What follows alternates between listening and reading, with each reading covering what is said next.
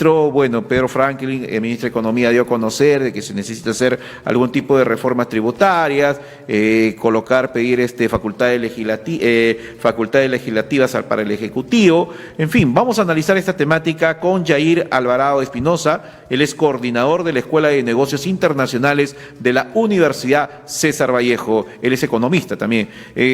Don Yair, ¿cómo está? Muy buena noche, bienvenido a Chámbara Empresarial. Cuéntenos, en primer lugar, a ver, analicemos un poco el impacto de las declaraciones que ha tenido el ministro de Economía, dando a conocer estos detalles de la reforma tributaria, de el poder pedir facultades legislativas para el Ejecutivo. Ha tenido siempre una contraparte que es política, la posición política. Esa posición política a nosotros la dejamos de lado porque no tenemos nada que ver, pero sí nos gustaría una posición técnica. ¿Cómo lo analiza usted? ¿Cuál es la primera impresión que ha tenido? ¿Se tiene que hacer, se debe hacer, no se debe hacer o se debe, digamos, plantearlo de una manera distinta? ¿Cuál es la impresión que usted ha tenido referente a esto? Bueno, la impresión que se tiene de manera clara es que está buscando la recaudación, como él ha mencionado, de 12.000 millones de dólares para poder hacer la reactivación, todos los proyectos que tiene el gobierno, pero quizás no sería tan correcto que busque en ya, digamos, el ámbito formal, que es el 20% de la P en el Perú, sino debería buscar en integrar a aquellos entes informales que tenemos, que es el 80%. Creo que sería lo positivo, lo que siempre se dice, ampliar la base tributaria. Pero en este caso lo que vemos es que está aumentando los impuestos, como él decía, no crea nuevos impuestos, pero está cobrando más impuestos a los que ya tenían. Creo que la parte positiva puede ser que está queriendo captar a gente que hablaba de las plataformas streaming, ¿no?, que ha mencionado, que yo me parece correcto, que estaría bien que le paguen impuestos porque todo el mundo pagamos impuestos y creo que ellos también deberían pagarlo, ¿no? Entonces mencionaba eso como parte del apoyo de la nueva parte, digamos, sujetos tributarios que van a ingresar, pero por lo general veía que son los mismos aquellos que van a aumentarles más el impuesto. Correcto. Hay un punto importante, por ejemplo, él piensa lo que usted ha señalado, ¿no? Elevar y recaudar 3 millones de dólares, 12 millones de soles al año, en lo que son en el ingreso fiscal en 1.5 del PBI, ¿no? Ahora, pero para él también lo que está señalando es incrementar el impuesto a la renta para los contribuyentes, digamos, de primera categoría. Sí, aquel está pensando aumentar lo que son alquileres justamente y aumentar de 5 a 10%, lo cual, digamos, que de alguna forma está afectando no, digamos, al gran empresario, al que tiene mucho dinero, sino está afectando también a aquella persona que formalmente quiere alquilar, digamos, ya sea en su casa o en una tienda o algo, que uno puede haber, con los años, haber recibido una herencia o con el esfuerzo de mucho tiempo, y que yo aumente de 5% a 10%, particularmente creo que es un exceso, ¿no? Creo que no va a la parte adecuada, porque yo creo que estamos en plena reactivación económica, o sea, queriendo retomar el PBI prepandemia. Y esto sería prácticamente un freno que se está tomando a la economía, ¿no? Ahora, hay un punto justamente ahí importante, interesante en el tema de lo que él está planteando. Por ejemplo, se piensa cobrar impuesto a la renta para las personas que ganen más de 300.000 soles mensuales.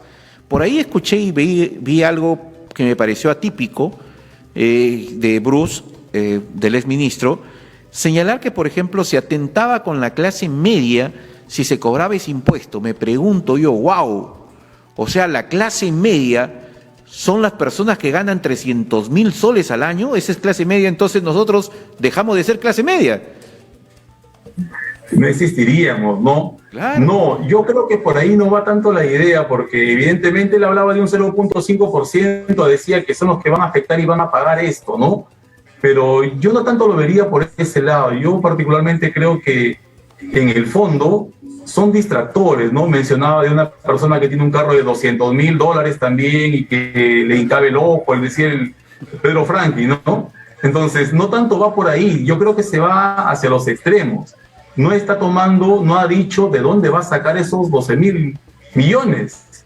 Entonces, yo creo que ahí radicaría el problema. ¿Por qué? Porque yo creo que lo va a obtener de todos nosotros. Mencionaba, por ejemplo, la renta de segunda, que viene a ser las regalías, y eso diría que lo paga el gran empresario.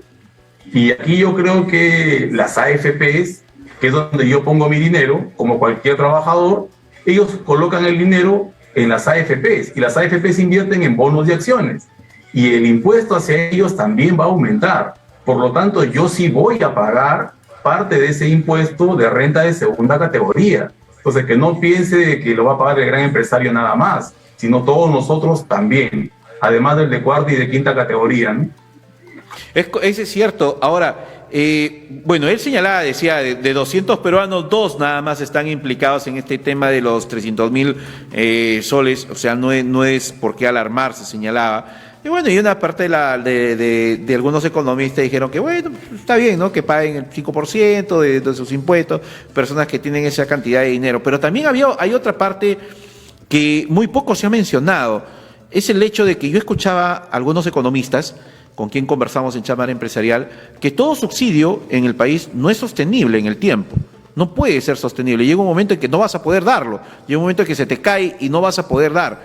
Yo me refiero, por ejemplo, se debe ya levantar, digamos, el subsidio que se le da o algunos, digamos, facilidades tributarias en algunos rubros, por ejemplo, que es en el rubro de las universidades, que tienen algunos beneficios tributarios y que nosotros hemos visto que las universidades prácticamente han logrado crecer tan igual como las empresas agroindustriales, a quienes también se les da el subsidio, que ya es tiempo de que se les retire para que comiencen a pagar sus impuestos?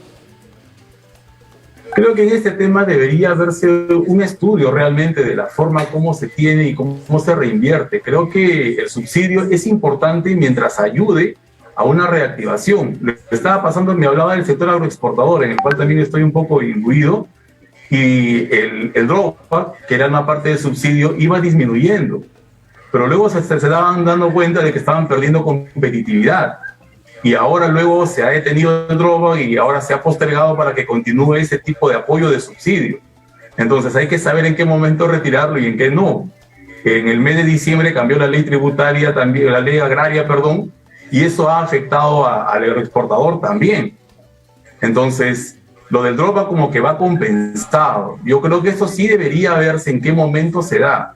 Lo que yo creo que este momento, que estamos en crecimiento, que estamos retomando, luego de que hemos tenido esta tremenda caída en el año 2020 y que recién estamos recuperando, creo que la política debería ser mayormente expansiva, una política en la cual queremos recuperar.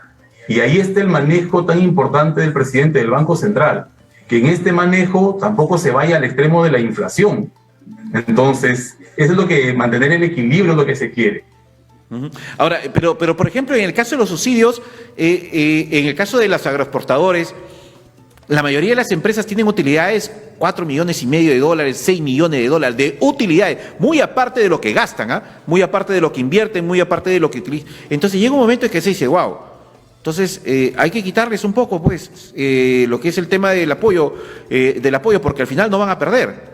Van a reducir sus utilidades y como empresarios se van a quejar, lógicamente. Vas a chocarle el bolsillo y no van a querer que le toques. Pero llega un momento en que dices, wow, ya tiene tanto tiempo el subsidio de ellos, ¿en qué momento hay que quitárselo? Por ejemplo, es cierto lo que usted dice, sería incoherente ahora en la época de la pandemia poder quitarles, pero decir, wow, de acá a 3 años, de acá a 2 años, señores de agroexportadores, vayan preparándose porque se les va a anular ya, porque supuestamente ya estamos reactivados. Entonces, ese tipo de visión tiene que tener el gobierno. Sí, tiene que tenerla porque justamente era lo que le mencionaba antes. O sea, el drawback en este caso ya venía disminuyendo. O sea, ya tenían un plan en el cual esto llegue a culminar cuando lo que usted menciona, ¿no? Se está ganando, se está teniendo y el drawback iba bajando poco a poco. Entonces, se le está quitando el subsidio. Y es correcto cuando usted dice de que no es sostenible con el tiempo. O sea, todo el tiempo no vamos a vivir subsidiados. El subsidio se da a quien lo necesita y en el momento en que lo requiere. Por eso que le decía, ahora me parece todavía imprudente, pero bien lo menciona, que de acá a un tiempo se debe volver a la gradualidad para ver en qué sector es el que más requiere el subsidio, ¿no? No se le va a dar siempre. Claro, ese es justamente, ahora, ¿cómo analiza usted, por ejemplo, señor Yair, el tema de que se pretenda al Banco de la Nación ampliar, digamos, la competitividad que tiene en el sentido de poder alcanzar con préstamos a personas naturales y también a las MIPES que no tengan nada que ver con el Estado bajo la óptica que se maneja actualmente? Bueno, yo creo que no está en su rubro, para ser sincero, en cuanto al Banco de la Nación, entrar en una competencia con la banca privada, ya que su segmento de mercado es distinto. Yo creo que, no sé, imagínense para el lado de la cobranza, si está ingresando al mundo de la MIPE, tiene realmente a gente preparada para cobrar a esas personas, tiene los mecanismos, los instrumentos para poder hacer todo este plan que se piensa. Ahora, si yo voy a personas que no están necesariamente registradas, creo que tendría una gran cartera pesada. Y un ejemplo claro lo tenemos en el Reactiva. El Reactiva ha sido una canalización del banco con la banca privada y ha llegado muy bien a la gran empresa. Pero el problema es, y el costo que tiene es muy bajo en millones.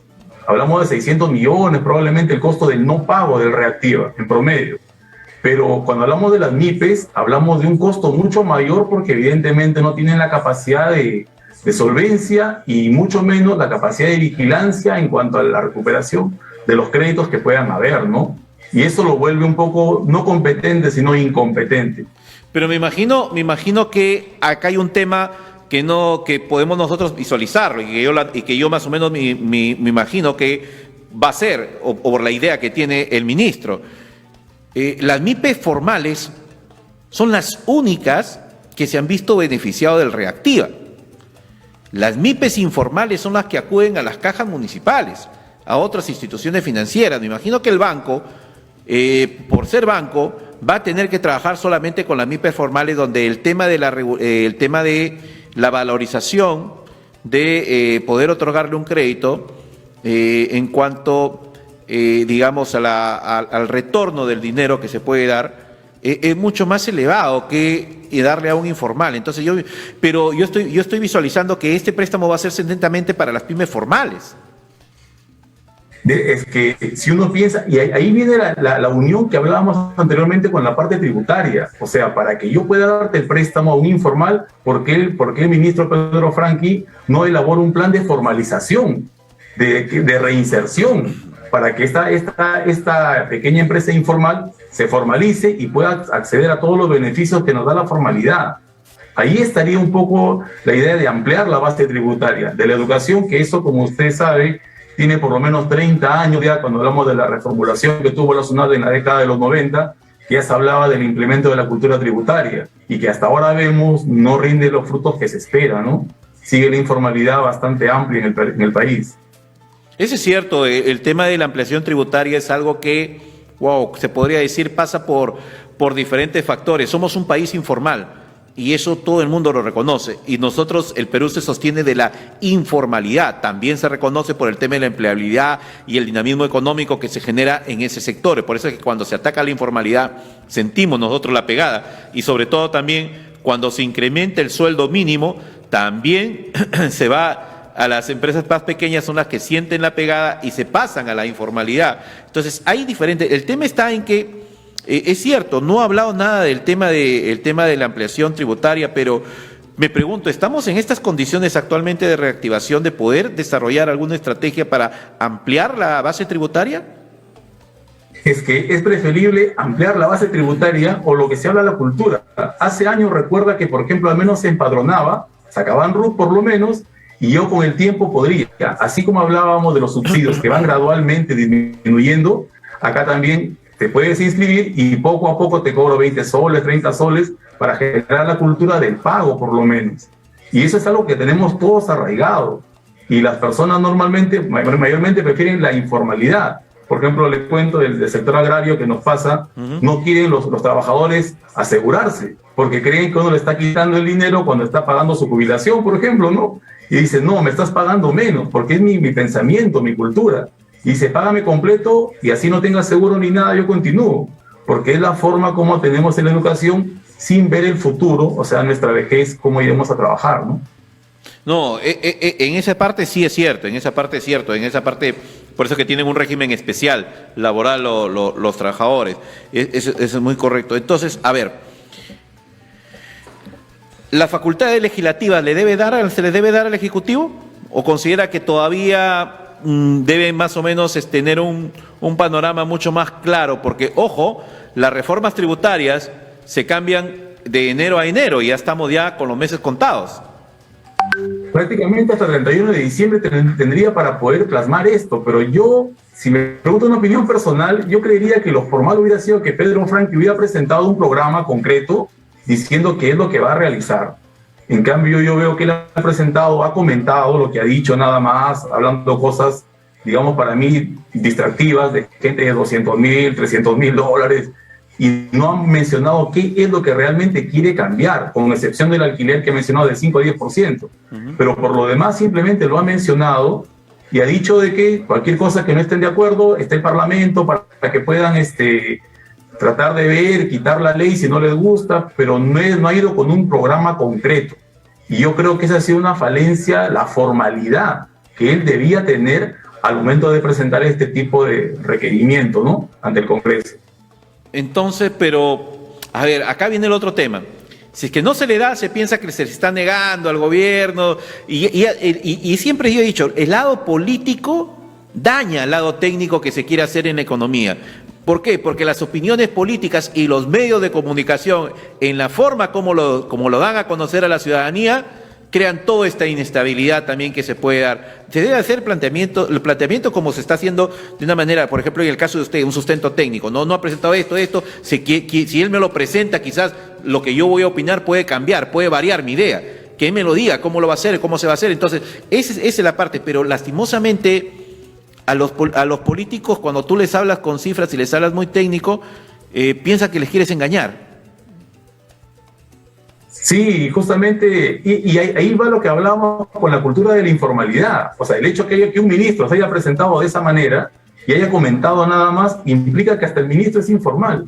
Él debía presentar un plan, debía presentar todo claro y discutir sobre los puntos que tienen y que le pregunten, ¿no? Y él diría, el impacto ya se estudió, ya se vio las consecuencias, señores, voy a recaudar tanto. Y yo, por ejemplo, yo puedo inferir que lo que él habla de los 12.000 millones que va a sacar, no ha mencionado de quién lo va a obtener realmente. Y si me preguntan la opinión que tendría con esto, yo creo que todos nosotros, o sea, de los que pueden ser formales, que somos pocos, y de ellos va a sacar los 12.000 millones, más no ampliar la base, más no ningún criterio nuevo que implique algo positivo de un estudio que se haya brindado, sino simplemente aumentar impuestos nada más. Bien, pero estamos en el Perú y ese bueno, eso sí. Aquí en el Perú puede pasar de todo y ese es el tema que estamos viviendo, pues que estamos en una situación tan crítica en el sentido de tenemos las condiciones para salir adelante. Tenemos las condiciones y la capacidad para poder seguir siendo una de las economías más importantes en los últimos años en la zona de Sudamérica. Pero el tema está en encontrar un horizonte claro que nos lleve directo hacia ello y no ir bordeando, digamos, o ir en zigzag para ver si avanzamos o retrocedemos. Hoy estaba justamente revisando algunas cifras. Lo que he mencionado, tenemos una RIN muy elevada, 36.000 millones, tenemos el ahorro, tenemos el riesgo país prácticamente entre el primer y segundo lugar con Chile, peleándolo siempre en estos últimos meses. Digamos que somos un país creíble, confiable, y lamentablemente por la parte política, como usted menciona, la inversión privada para el otro año es 0%, pero tenemos todas las condiciones para liderar el crecimiento en Latinoamérica. O sea, tenemos la capacidad. Lamentablemente las condiciones políticas, como bien menciona, no están dadas para que haya una mejoría, pero tenemos todo esto para poder crecer y desarrollarnos como hasta ahora lo hemos venido haciendo, ¿no? Eso es cierto. Bien, entonces esperemos que... yo pienso que sí se la van a dar. Yo pienso que sí se la van a dar como para decir ya, a ver, haz lo que nos has dicho y de ahí veamos los resultados el próximo año. Esperemos nosotros, como se dice, es cierto, hace muchos años atrás no se amplía la base tributaria, hace muchos años no se cobra las deudas que tienen las empresas grandes, casi el 50% está judicializado, está en problema de litigio con empresas importantes que adeudan a la SUNAT y que son más de 100 millones prácticamente de soles que se pueden sacar, o 100.000 millones de soles que se pueden hacer ahí, pero en fin, todo ese tema, yo pienso que sí se la van a dar, el tema está enfocado en cuál va a ser el impacto que va a tener en el tema de, porque a veces piden para lo que es la reforma tributaria, piden para una sola cosa y salen haciendo 2, 3, 4, 5 cosas y ahí es donde se quiebra todo lo de las expectativas que se tenía, porque cuando ya te dieron, pues, ¿no? Ya puedes, o sea, estás libre para poder hacer las cosas, entonces ahí viene el tema. Finalmente, ¿cuál es el mensaje que usted le dejaría a los empresarios que están, digamos, todavía preocupados por la situación que estamos atravesando? ¿Qué mensaje le dejaría?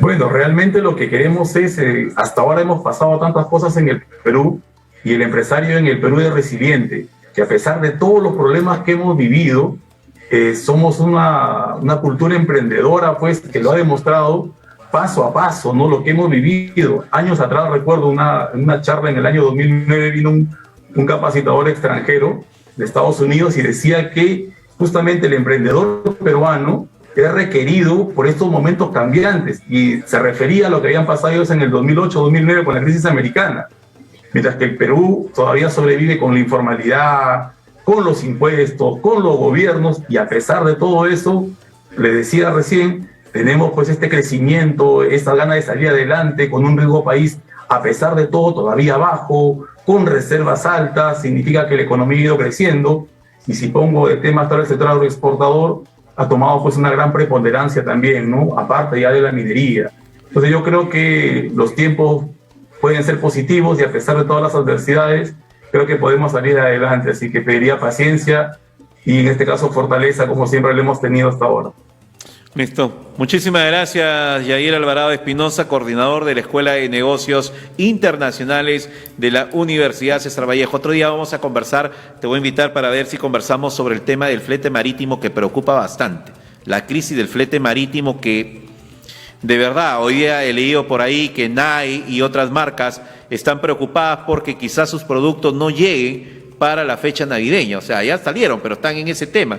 La vez pasada Iván Mesarina, economista también, Iván Mesarina me decía, Miguel, el flete marítimo se ha vuelto como acá en el Perú, o sea, en el sentido de que, mira, ¿sabes qué? Toma tanto y ponme mi carga antes que el anterior, el otro ahí viene y te dice, no, yo te doy tanto y vas primero. Hasta esa situación dice que se ha llegado a nivel internacional en el tema del flete marítimo y vamos a quedar pendiente para la próxima semana a ver si conversamos de ahí sobre ese tema, netamente flete marítimo, para analizarlo un poco. Muchas gracias por la invitación.